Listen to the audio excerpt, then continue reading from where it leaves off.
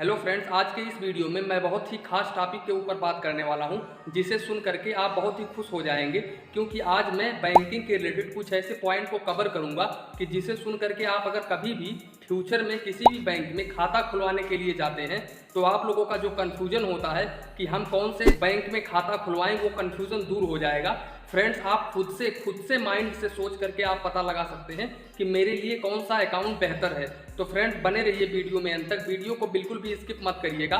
और अगर आप चैनल पर पहली बार विजिट कर रहे हैं तो प्लीज़ वीडियो को एक लाइक कर दीजिए और अपने चैनल इंडियन टेक को सब्सक्राइब कर दें, ताकि आपको ऐसे ऐसे नॉलेजफुल वीडियो मिले सबसे पहले।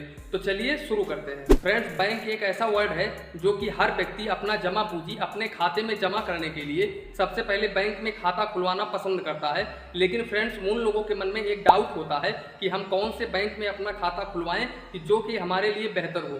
तो फ्रेंड्स, मैं यहाँ पर एक पहले एग्जांपल दे देता हूँ कि जैसे अगर आप किसी भी सब्जी मार्केट में जाते हैं वहाँ पर सब्जी खरीदने के लिए, तो अगर आप छोटे सब्जी के दुकान पर जाते हैं तो वहाँ पर आपको रेट बहुत ही कम मिलता है। लेकिन रेट कम मिलता है तो उसी प्रकार से आपका जो सब्जी का क्वालिटी रहता है वो भी थोड़ा सा लो होता है, लेकिन सब्जी वही होता है, सब्जी वही है, ओनली थोड़ा क्वालिटी लो है। आप वहाँ से बिच करके अच्छे तरीके से ले सकते हैं तो भी आपको कम रेट में मिल जाएगा। लेकिन वही सब्जी अगर आप जाते हैं किसी भी बड़े बड़े मॉल में खरीदने के लिए सब्जी मार्केट में, तो वही सब्जी आपको ज़्यादा रेट में मिलता है। ठीक इसी प्रकार से आपका बैंक काम करता है। जैसा कि आप लोगों को जाते हैं बैंक में खाता खुलवाने के लिए, तो आप लोगों ने देखा होगा कि अगर आप इंडिया के टॉप क्लास बैंक HDFC में जाते हैं अपना खाता खुलवाने के लिए, वहाँ पर आपका बैंक बहुत ही अच्छा रहता है, वहाँ पर एयर कंडीशन रहता है, सब कुछ रहता है। लेकिन वहाँ पर जो क्वालिटी होती है, वहाँ पर आपको बैलेंस मेंटेन करना होता है। 10,000, 15,000, 5,000, 2,500 के नीचे तो कोई भी अकाउंट नहीं होता है HDFC का। काफ़ी सारे लोग जो मिडिल क्लास के होते हैं वो ये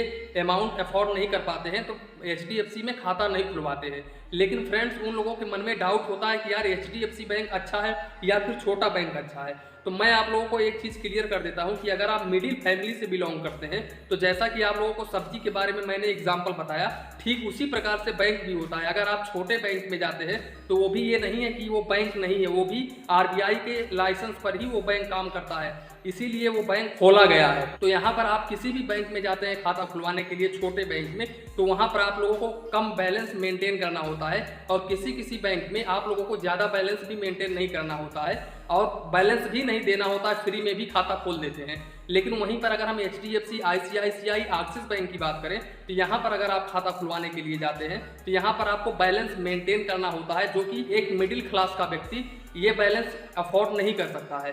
तो मेरे कहने का मतलब यही है कि अगर आप मिडिल फैमिली से बिलोंग करते हैं तो मैं आपको रिकमेंड करता हूं कि जहां तक हो सके अगर आप कम ट्रांजैक्शन करते हो तो आपके लिए ग्रामीण बैंक सबसे बेटर होता है।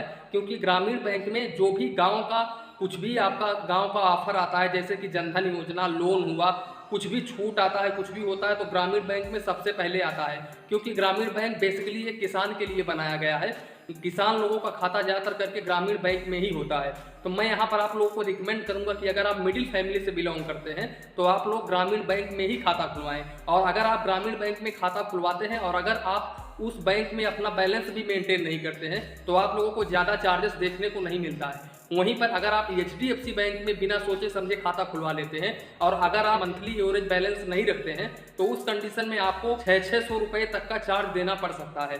तो मैं यहाँ पर यही रिकमेंड करूँगा कि अगर आप मिडिल फैमिली से बिलोंग कर रहे हो तो ग्रामीण बैंक में ही खाता खुलवाएं। क्योंकि ग्रामीण बैंक में अगर आप बैलेंस मेंटेन नहीं करते हैं तो उस कंडीशन में आपको ज़्यादा से ज़्यादा 100 रुपये, 150 रुपये ऐसा ही चार्ज देना होता है, ज़्यादा चार्ज नहीं देना होता। ग्रामीण बैंक में आपको एक ATM कार्ड दिया जाता है, कहीं कहीं पर ATM कार्ड नहीं देते हैं, लेकिन अगर आप रिक्वेस्ट करेंगे तो ATM कार्ड मिल जाएगा। और वहीं पर आपका ट्रांजैक्शन भी अच्छे तरीके से, ट्रांजैक्शन जो होता है ग्रामीण बैंक का, उस पर ही आपसे ज़्यादा चार्ज नहीं लिया जाता है। IMPS, RTGS, UPI ये सब फ्री होता है ग्रामीण बैंक में, ज़्यादा चार्ज इस पर नहीं किया जाता है। वहीं पर अगर आप HDFC में जाते हैं तो HDFC में अगर आप प्राइम अकाउंट खुलवाते हैं तभी आपको यहाँ पर IMPS, RTGS, NEFT फ्री मिलता है, नहीं तो आपको चार्ज देना होता है। साथ ही साथ HDFC में आपको SMS चार्जेस भी देना होता है और साथ ही साथ HDFC बैंक में आप लोगों को बैलेंस मेंटेन चार्ज भी देना होता है। अगर आप बैलेंस मेंटेन नहीं करते हैं तो 500 से लेकर 600 रुपये तक चार्ज कर लिया जाता है। अब आप लोगों के मन में एक डाउट होगा कि अरे भैया, जब HDFC बैंक इतना चार्ज करता है तो लोग इसमें खाता खुलवाते क्यों? यही डाउट है ना। अब ये डाउट मैं क्लियर कर देता हूँ। देखिए HDFC में क्या होता है कि ग्रामीण बैंक के मुकाबले HDFC में लिमिट ज़्यादा होता है। जैसे कि अगर आप ग्रामीण बैंक में, फॉर एग्जांपल मैं बता रहा हूं, अगर आप 1 लाख रुपए यहां पर ग्रामीण बैंक में ट्रांजैक्शन कर सकते हैं, तो वहीं पर अगर HDFC बैंक की बात करें तो यहां पर आप 10 लाख रुपए कर सकते हैं। यहां पर लिमिट की कोई वो नहीं है, लिमिट आप जितना चाहे उतना ट्रांजैक्शन कर सकते हैं। यहाँ पर HDFC बैंक एक और पॉइंट पे है कि अगर आप किसी फ्लिपकार्ट या अमेजॉन से या फिर किसी और ऑनलाइन शॉपिंग एप्लीकेशन से शॉपिंग करते हैं, तो उस कंडीशन में HDFC बैंक का अगर कार्ड आपके पास होता है तो आप लोगों को EDGE रिवार्ड पॉइंट भी मिलता है, जो कि 2 पॉइंट 3 पॉइंट 100 रुपए के ऊपर दिया जाता है और साथ ही साथ आपको 5% प्लस 10% की छूट दी जाती है, जबकि ग्रामीण बैंक में ये सुविधा उपलब्ध नहीं होता है। सेम यही कारण होता है जबकि लोग HDFC बैंक में ज़्यादातर करके खाता खुलवाने के लिए जाते हैं। और एक बात और कि HDFC बैंक का जो सर्विस होता है वो बहुत ही फास्ट होता है। तो जैसा कि मैं आप लोगों को बताया, कहीं पर भी आप जाते हैं जहां पर आप लोगों को ज़्यादा पैसा देना होता है वहां पर आपको सर्विस बहुत तेज़ी से मिलता है, लेकिन जहां पर अगर आपको कम पैसा देना होता है वहां पर आपको सर्विस थोड़ा लो मिलता है। अब वही सब्जी का भाव आ गया है। अब सब्जी समझ लीजिए आप छोटे दुकान से खरीदेंगे तो आप लोगों को थोड़ा कम पैसे देना पड़ेगा, लेकिन सब्जी बेच के खरीदेंगे तो अच्छा मिलेगा।